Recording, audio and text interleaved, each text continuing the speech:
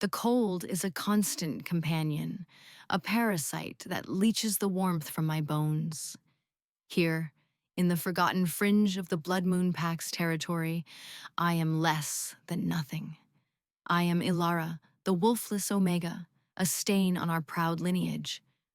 Every day is a tapestry of averted gazes, of whispers that follow me like a shroud, of the gnawing hunger that never quite leaves my belly. I keep my head down, my hands busy with the mending no one else will do, and I pretend their scorn does not carve fresh wounds into my soul. My wolf, the part of me that should be a roaring fire, is a silent, empty cavern within. The elders say I am a curse, a sign of weakness in our bloodline. Today, however, a tremor of anticipation runs through the pack. Alpha King Kalen arrives. He is a legend, the ruler of all northern packs, a man forged in the crucible of 100 border wars. His scent precedes him, rolling through our meager settlement like a storm front, pine, ozone, and the sharp bite of a coming blizzard. It is a scent of raw, untamed power, and even without a wolf, every cell in my body stands at attention. He is searching for his fated mate, his Luna Queen, the one who will solidify his reign. Hope, that treacherous emotion, flickers in the hearts of every unmated female. I crush my own before it can even draw breath. It is not for me. He steps from the armored transport, a titan in black leather, his silver eyes sweeping over the assembled pack. He moves with the fluid grace of a predator, his presence a physical weight that presses down on us all. His gaze passes over the Alpha's daughters, lingers on the elite warriors, and then it stops. It stops on me. The world dissolves into a tunnel of sensation. The scent of him floods my senses, overwhelming, possessive. Mate! A voice whispers from the hollow space inside me. It is a voice I have never heard before. A primal rumble from the beast I do not have. An invisible cord snaps taut between us, vibrating with an energy so potent it makes my teeth ache. I see the shock in his silver eyes, the flaring of his nostrils as he catches my own scent, what little I have, mountain heather and cold stone. The bond has found us. A dizzying, terrifying hope blooms in my chest, so fierce it steals my breath. For one perfect, impossible second, I am not the wolfless Omega. I am his. Then his face hardens into a mask of granite. The warmth in his eyes freezes over, replaced by a chilling disdain. He takes a step forward, his voice a low growl that carries across the silent square. You, he says, his word a shard of ice. The wolfless one. Shame, hot and familiar, floods my veins. He looks at me not as a mate, but as an imperfection, a flaw in the grand design.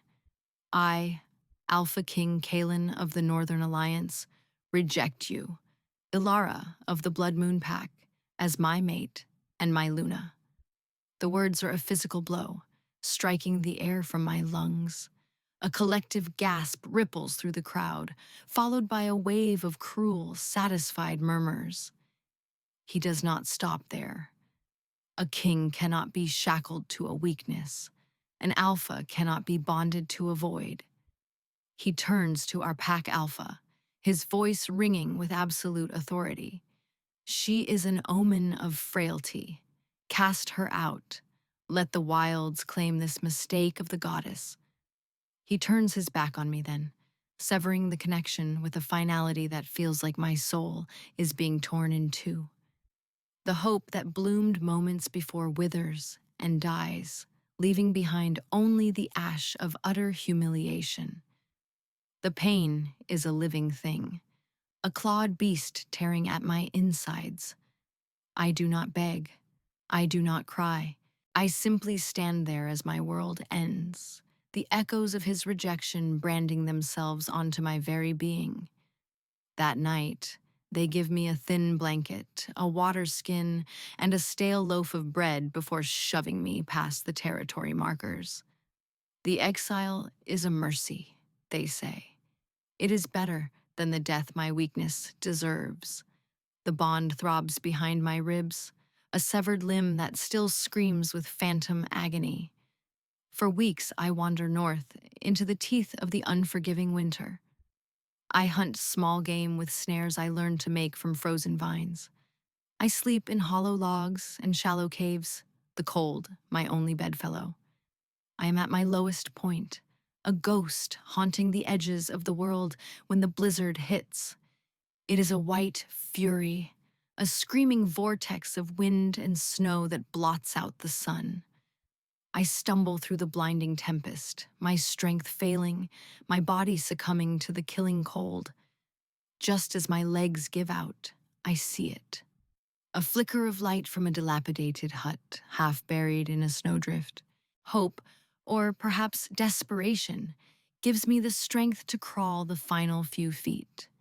Inside, huddled by a dying fire, is an old woman.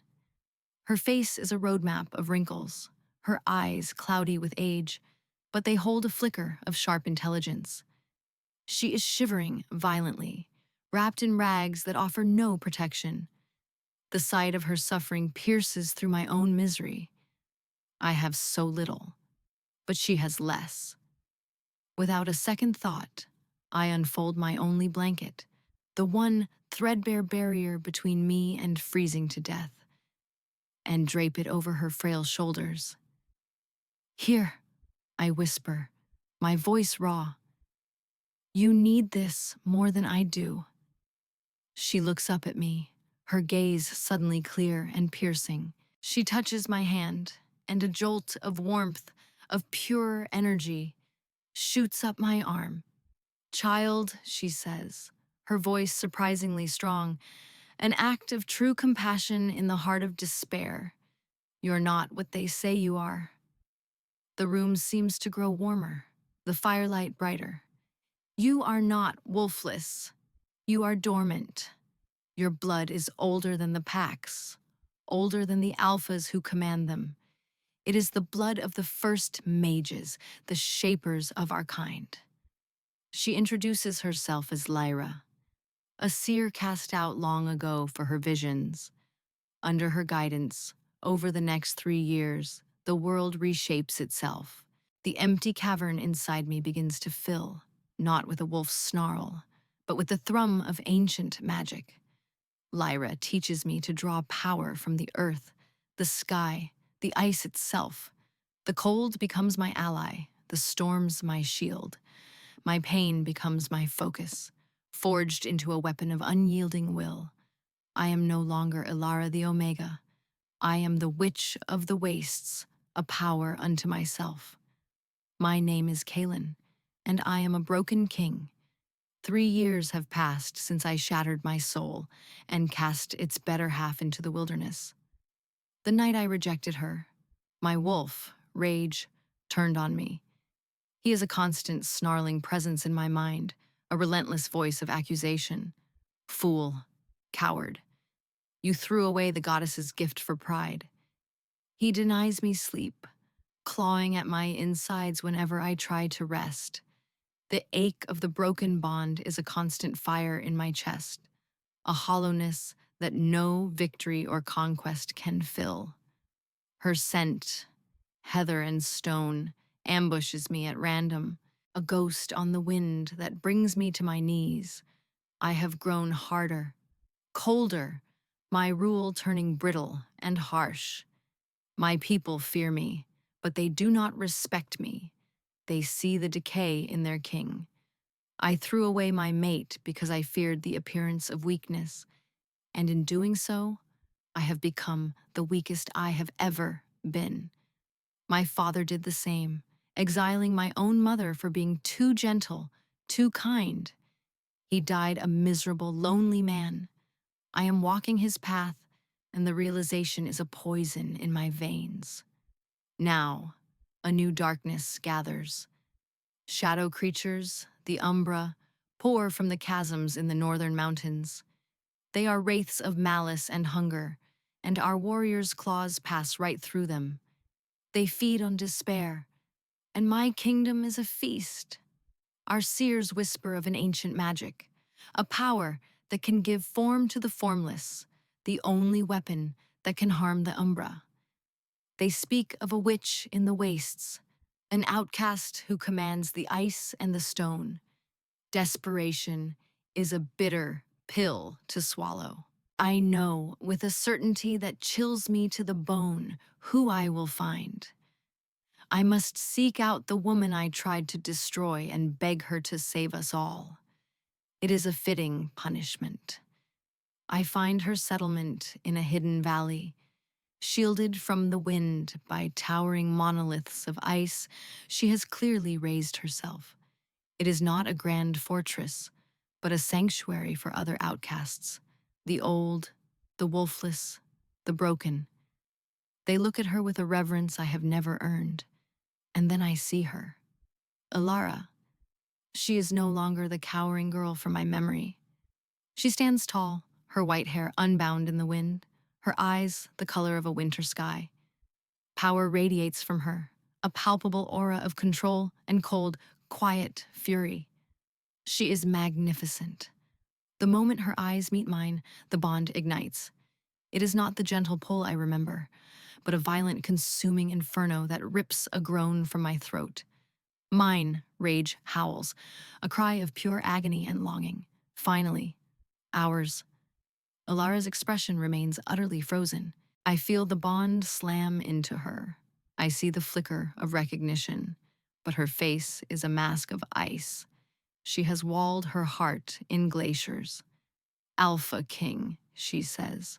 Her voice is crisp and cold as the air around us. There is no tremor, no hint of the girl who stood broken before me. You are far from your lands. You are trespassing. Alara, I breathe, taking a step forward. Several of her people move to stand in my way, their expressions fierce and protective. She holds up a hand and they stop, their loyalty to her absolute. I am known as the Winter Witch here, she corrects me, her tone leaving no room for argument. State your purpose, or leave. My wolf snarls at the dismissal, but I force him down. I deserve this. I deserve every cut, every cold word. The Umbra, I say, my voice hoarse.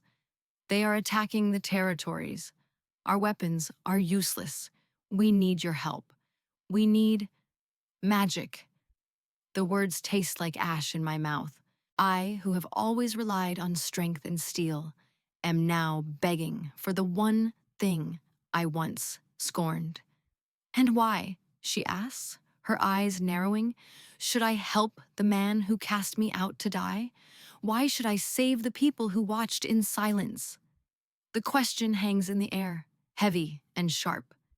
There's no good answer, no excuse I can offer that would not be an insult. Before I can speak, an old woman steps out from behind Alara. She moves with a slow, deliberate grace, and her gaze is unnervingly familiar. Because, my son, she says, her voice cracking with emotion, it is what a true queen does. The world tilts. My blood runs cold. I stare at her wrinkled face, the cloudy eyes I have not seen since I was a boy. Mother? The word is a choked whisper. It is Lyra, my mother, who my father exiled, who I thought had perished in these same wastes decades ago. She is here, with Alara. Alara found me when I was dying, Lyra says, her eyes fixed on me, filled with a mixture of love and profound disappointment. She had nothing. She was starving, freezing, and broken by the cruelty of a boy who called himself a king. And she gave me her only blanket, her only chance at survival. She saved me, Kaelin. This weakness you discarded is the only reason your mother is alive today. The truth of her words is a physical blow, more devastating than any blade. The entire foundation of my pride, my cruelty, my monstrous mistake crumbles into dust. I look at Ilara, truly seeing her for the first time. Her strength was not in a wolf, but in a compassion so profound she would sacrifice herself for a stranger. A compassion I threw away. I fall to my knees in the snow, the act not one of strategy or submission, but of complete and utter collapse. My alpha pride is gone, burned away by the acid of my shame. Ilara, I say, my voice breaking, my head bowed. There are no words. There is no apology that can erase what I did. I was a fool, a coward, ruled by the fear of my father's ghost. I do not ask for your forgiveness, for I have not earned it. I look up, meeting her cold, watchful eyes. I came to ask for your help, but I no longer have the right. I offer you my life instead. Take it. Have your revenge, or take my crown. The Northern Alliance is yours. Rule them. Leave them to die. It is your choice. I abdicate it all to you. I put myself and my people entirely at your mercy. Whatever you decide, I will accept. My only request is that you live, and live well. With that, I bare my throat, a complete and total surrender. I offer her the freedom she never had, the freedom to destroy me.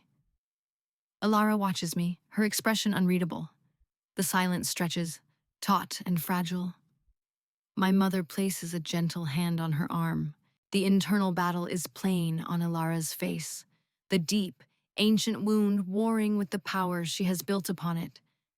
The magic inside me, the part of me that is now my wolf, my strength, whispers a single, undeniable truth. He suffers. His soul calls to ours. My human heart, however, remembers the jeering crowd and the biting wind of exile. They are not one and the same. Get up, she finally says, her voice quiet but firm. I obey, rising slowly to my feet, my fate held in her hands. Your life is no good to me. Your crown is tainted. But the people, the ones who were too weak or scared to stand against you, do not deserve to be consumed by shadows. She takes a deep breath, the cold air misting around her lips. I will help, not for you, but for them. We will form an alliance, my people and yours. We fight together, but you will answer to me. In all things, my word is law. Do you accept these terms, Kaelin? Yes, I say without hesitation. Yes, anything. The alliance is an exercise in tension. We work together, my warriors and her outcasts, bridging a chasm of mistrust. I watch her mesmerized. She commands the battlefield with a quiet, deadly grace, erecting walls of ice to shield our fighters and summoning shards of stone to impale the Umbra. She is a queen, in every sense of the word. I follow her orders, defer to her judgment, and try to show her through my actions what my words cannot convey. I take the most dangerous positions, shield her people with my own body, and bring her the choicest cuts of any kill.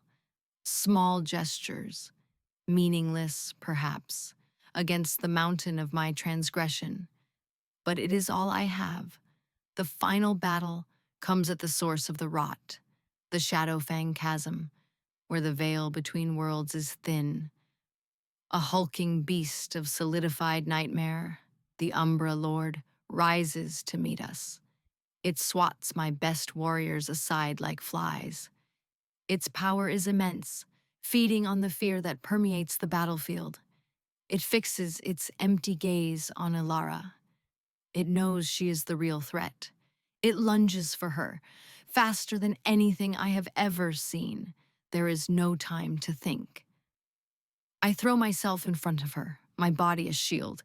Claws of pure shadow shred through my armor and deep into my side. The pain is blinding, a cold that burns straight to my soul, but my only thought is of her, Protect. Mate. Protect. Kaelin!